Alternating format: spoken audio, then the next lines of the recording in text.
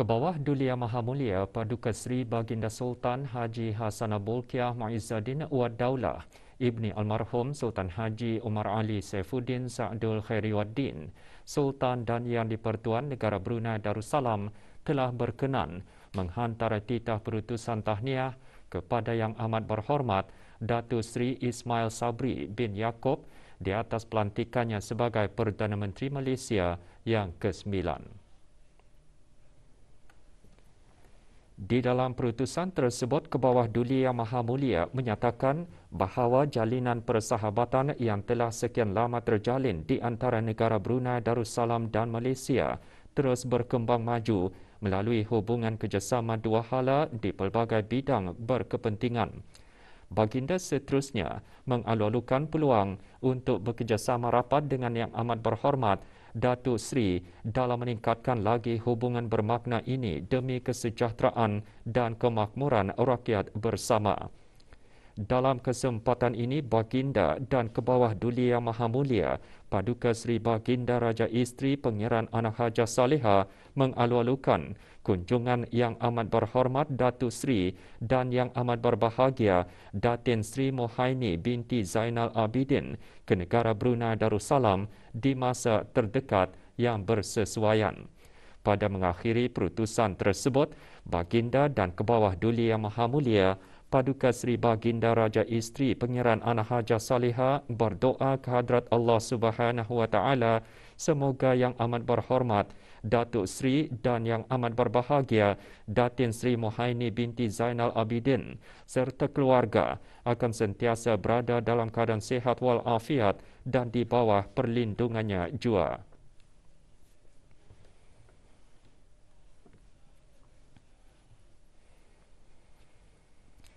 $122 kes baharu jangkitan COVID-19 dilaporkan hari ini di negara Brunei Darussalam, menjadikan jumlah keseluruhan kes meningkat kepada 1,455 kes. Yang Berhormat Datuk Seri Setia Dr. Haji Awang Muhammad Isham bin Haji Jaafar, Menteri Kesihatan berkata demikian semasa sidang media situasi terkini jangkitan COVID-19 petang tadi di Dewan Al-Afiah Kementerian Kesihatan. Menyertai sidang media, Yang Berhormat Datuk Seri Setia Dr. Awang Haji Muhammad Amin Liu bin Abdullah, Menteri di Jabatan Perdana Menteri dan Menteri Keuangan dan Ekonomi kedua. Terdapat tambahan kes-kes baru pada kluster-kluster aktif yang sedia ada. Kluster Champion 7 dan Surrounding Vessels adalah sebagaimana pecahan berikut. 9 kes lagi bagi kluster Champion 7 Platform dan 2 kes bagi kluster Champion 7 Blue Titanium. 8 kes bagi kluster BSP HQ Block M, 8 kes bagi kluster IBT KB, 7 kes bagi kluster Chonghua KB dan 3 kes bagi kluster 583. Sementara itu, terdapat 1 kes baru telah dikenal pasti dengan 4 kes yang ada hubung kait. Kluster ini sekarang dikenali sebagai kluster 1385. Selain itu, terdapat 2 kes import yang dicatatkan. Kes 1332 telah tiba ke negara Brunei Darussalam pada 6 Ogos 2021 dengan menaiki penerbangan Singapura SQ148 dari United Kingdom. Kes 1413 telah tiba ke negara Brunei Darussalam pada 8 Ogos dengan menaiki penerbangan Diraja Brunei BI 6864 dari Manila. Manakala terdapat 79 kes masih dalam siasatan untuk mengetahui sumber jangkitannya. Kes-kes dalam kluster-kluster aktif ini adalah mereka yang sedang menjalani kuarantin setelah didapati mempunyai kontak dengan beberapa kes positif sebelumnya. Pengesanan kontak bagi semua kes-kes baru ini masih giat dijalankan. Semua kontak yang terdekat yang dikenal pasti akan diarahkan untuk menjalani kuarantin mandatory dan ujian RT-PCR SARS-CoV-2. Dalam pada itu, 4 kes telah disahkan sembuh pada hari ini, membawa jumlah kes yang sembuh kepada sebanyak 355 kes. Ini bermakna terdapat 1096 kes aktif yang telah direkodkan di negara Brunei Darussalam.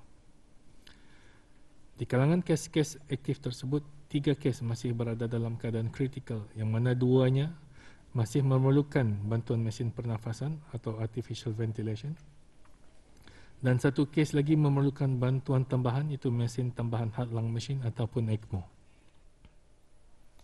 Dalam kenyataannya yang sama, Menteri Kesihatan juga memaklumkan pada menjunjung titah perkenan ke bawah Duli Yang Maha Mulia Paduka Seri Baginda Sultan dan Yang di-Pertuan Negara Brunei Darussalam dan mengambil kira situasi jangkitan di negara ini yang masih belum stabil, langkah-langkah pengawalan yang diperketatkan pada masa ini dilanjutkan sehingga Sabtu 4 September 2021. Pada menjunjung titah perkenan ke bawah Duli Yang Maha Mulia Paduka Seri Baginda Sultan dan Yang di-Pertuan Negara Brunei Darussalam dan dengan mengambil kira situasi jangkitan di negara Brunei Darussalam yang masih belum stabil, adalah dengan ini dimaklumkan bahawa langkah-langkah pengawalan yang telah diperketatkan sebagaimana sidang media Kementerian Kesihatan pada 7 dan 9 Ogos 2021 adalah dilanjutkan sehingga hari Sabtu 4 September 2021. Dalam kesempatan ini, marilah kita sama-sama bersatu dalam mengawal penularan jangkitan COVID-19. Kerjasama semua pihak adalah sangat-sangat diharapkan, khususnya untuk bersabar dalam mendapatkan perkhidmatan yang disediakan, seperti ujian swab, vaksinasi COVID-19 dan talian kesihatan 148. Petugas-petugas barisan hadapan sedang mencuba sedaya upaya untuk melaksanakan tugas dan tanggungjawab yang diamanahkan dengan sebaik mungkin. Orang ramai hendaklah mematuhi segala arahan dan nasihat yang telah diberikan oleh pihak kerajaan. 12 syarikat yang melibatkan 56 pekerja memohon bagi mendapatkan langkah-langkah interim yang bertujuan mendukung beberapa sektor swasta tertentu dalam menangani cabaran-cabaran hasil dari penularan COVID-19 di negara ini. Perkara tersebut dikongsikan oleh Menteri di Jabatan Perdana Menteri dan Menteri Kewangan dan Ekonomi kedua pada sidang media situasi kini jangkitan COVID-19 di negara Brunei Darussalam petang tadi.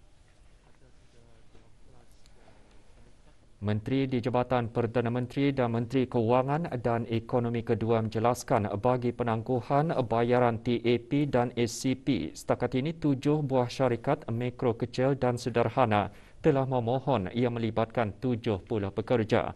Orang ramai yang ingin membuat permohonan boleh melayari laman sesawang TAP.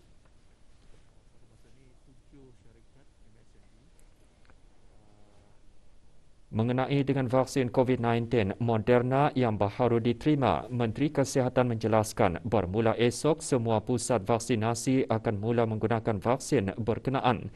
Jelasnya lagi, negara Brunei Darussalam menerima 100,000 vaksin Moderna yang disumbangkan oleh Republik Singapura.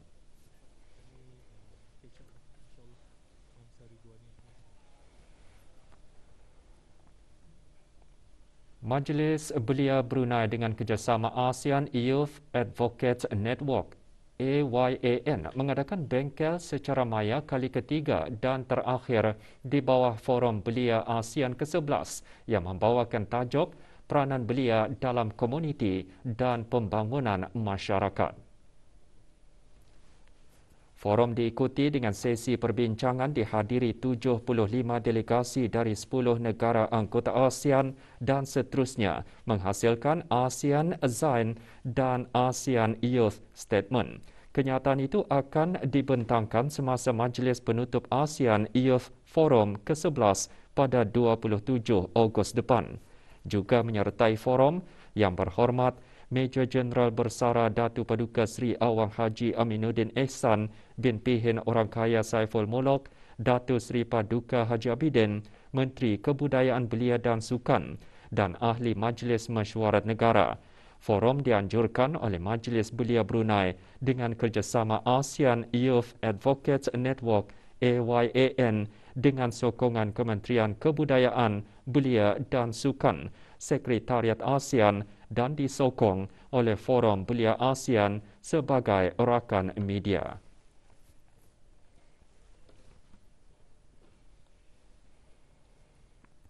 Pelbagai pihak terus memberikan sokongan kepada kerajaan khususnya Kementerian Kesihatan dalam sama-sama menangani dan membendung penularan wabak COVID-19 di negara Brunei Darussalam. Sumbangan-sumbangan tersebut diterima pada 19 dan 20 hari bulan Ogos 2021 daripada Bintang Ria Sendirian Berhad, Kuku International Sendirian Berhad.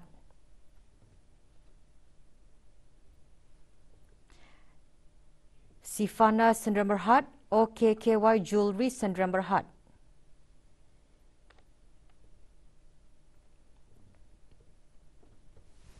Rezeki Bahira, Sim Kim Huat Trading Company Sendirian Berhad.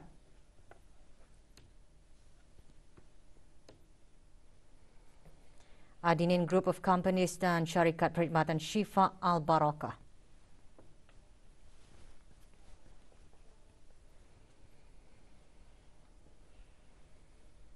Kementerian Kesihatan terus berusaha mempertingkatkan kapasiti program vaksinasi kebangsaan bagi COVID-19. Pembukaan pusat vaksinasi Jubli Emas Bunut yang mula beroperasi Selasa lalu merupakan salah satu usaha kementerian berkenaan agar lebih ramai lagi rakyat dan penduduk negara ini menerima suntikan COVID-19 dengan segera.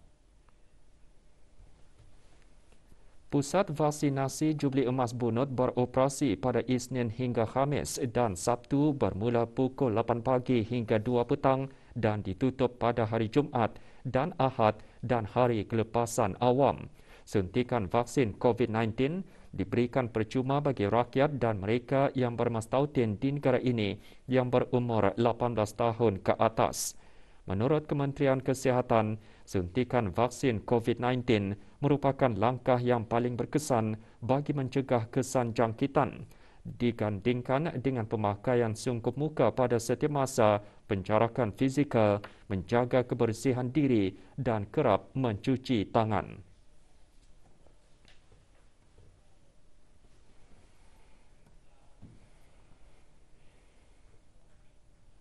Program kesedaran HIV untuk rakan sebaya dan belia atau HIV Awareness Program for Peers and Youth, ringkasnya HAPPY, merupakan salah satu projek yang dikendalikan oleh Majlis AIDS Negara Brunei Darussalam untuk mengongsikan maklumat-maklumat serta pencegahan daripada jangkitan HIV kepada masyarakat, khususnya para belia. Baru-baru ini, Majlis AIDS Negara Brunei Darussalam menerima anugerah projek cemerlang untuk belia tahun 2021 bagi projek berkenaan.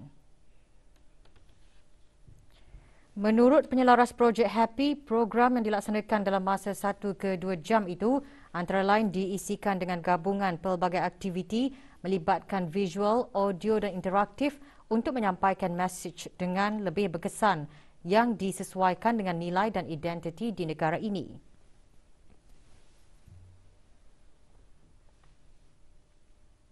Kami berharap sebagai advokasi untuk memasukkan pendidikan kesihatan reproduktif ke dalam silibus pendidikan formal di negara Brunei Darussalam. Kami juga mengusahakan program HAPPY ini kepada pasukan beruniform seperti Angkatan Bersenjata Diraja Brunei, pasukan polis Diraja Brunei dan lain-lain. Harapan kami juga menggalakkan evidence-based research dan penglibatan akademik dari penuntut dan pensyarah di pengajian tinggi mengenai HIV and AIDS di negara kita ni. Sementara ahli-ahli yang terlibat dalam projek HAPPY berkata projek tersebut sebagai pendorong untuk mereka terus proaktif dalam menyumbang dan memberikan yang terbaik bagi membentuk masa depan negara.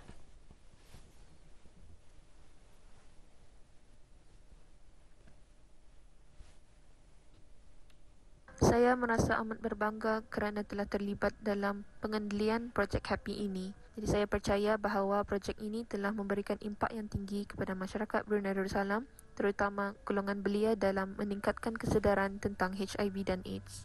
Walaupun menghadapi cabaran seperti sukarelawan dan mempunyai komitmen lain, saya sebagai ahli projek ini amatlah merasakan betapa besar impaknya kepada komuniti di negara Brunei Darussalam, iaitu khususnya golongan remaja. Saya juga percaya bahawa projek ini boleh menanamkan aspek budaya, nilai Islam dan kekeluargaan. Kementerian Pengangkutan dan Info Komunikasi ingin memaklumkan mengenai status bagi beberapa perkhidmatan utama iaitu permohonan pembaharuan lesen kenderaan dan lesen memandu melalui talian Darussalam 123, pendaftaran kenderaan baharu, pelekat pas kenderaan daftar luar negara, kaedah digital office dan cara memastikan penyerahan surat dan bungkusan dan menyampaikan aduan mengenai barang yang lambat sampai.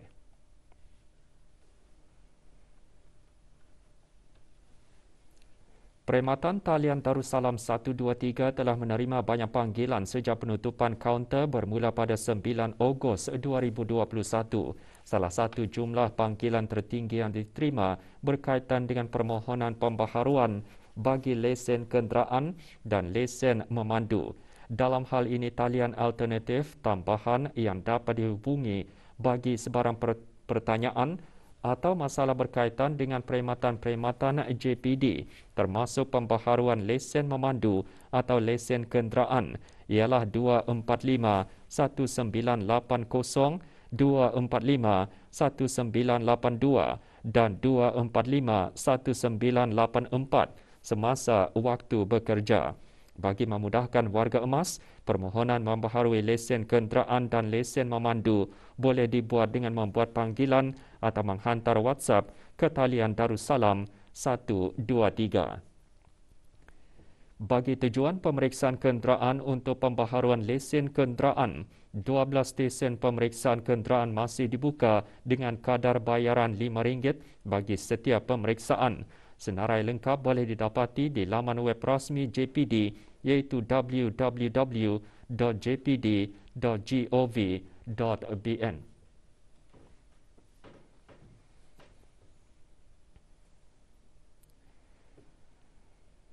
Bagi lesen memandu atau lesen kenderaan yang sudah mansuh dan belum dapat diperbaharui, JPD membuat perundingan dengan pasukan polis di Raja Brunei bagi kelonggaran ke atas mana-mana lesen memandu dan lesen kenderaan yang telah mansuh mulai 1 Ogos 2021.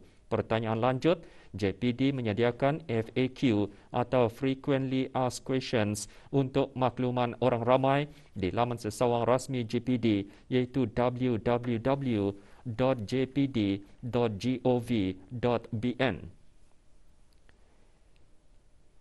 Bagi pendaftaran kenderaan baharu mulai Isnin 23 Ogos 2021, perkhidmatan pendaftaran kenderaan baharu akan mula dilaksanakan semula melalui tata cara yang dipersetujui antara JPD dengan Persatuan Peniaga Automobil Brunei BATA.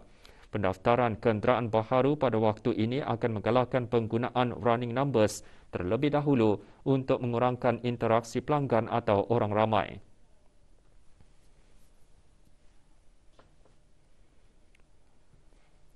Bagi pelekat pas kenderaan daftar luar negara, Kementerian Pengangkutan dan Info Komunikasi melalui JPD menguatkuasakan penggunaan pelekat pas kenderaan daftar luar negara pada 1 Oktober 2020 bagi tujuan mengenal pasti kenderaan-kenderaan berpendaftaran asing.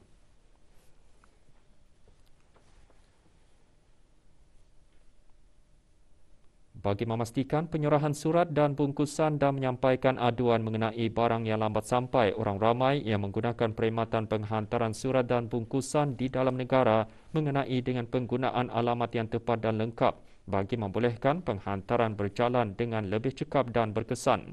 Sebarang aduan hubungi Pusat Perkhidmatan Pelanggan di talian 238 0481 atau WhatsApp 871-1002 pada waktu pejabat atau email cscpost@post.gov.bn dengan memberikan butiran terperinci termasuk alamat kawasan yang diadukan.